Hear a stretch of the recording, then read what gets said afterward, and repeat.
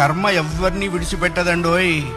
ఒకవేళ భగవంతుడైనా కాస్త ఎక్స్క్యూజ్ చేస్తాడు, కొంచెం కన్సెషన్ ఇస్తాడు, కొంచెం ఎగ్జంప్షన్ ఇస్తాడు. కర్మ చస్తే ఇవ్వదు. 1000 ఆవులు 1000 దూడలు ఉన్నాయి. దూడల కట్లు విప్పాం. ఏ దూడ దాని దగ్గరికి వెళ్ళి దాని తల్లి దగ్గరికి వెళ్ళి సరిగ్గా ఆగుతుంది. కర్మ కూడా అంతే. అవశ్యం అనుభోక్తవ్యం కృతం కర్మ శుభాశుభం. వండిన అన్నం తినలేకపోవచ్చు, చేసుకున్న కర్మని అనుభవించక తీరదు. చాలామంది కొన్ని అనవసర మాటలు మాట్లాడుతుంటారు.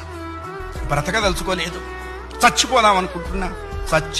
చావునేటువంటిది ఏదో ఏటీఎం కార్డు పెట్టంగానే డబ్బులు వచ్చినంత ఈజీ అనుకుంటాడు. నువ్వు అనుకోంగానే చచ్చిపోతే నువ్వు చేసిన కర్మ అంతా ఎవడు అనుభవిస్తాడు?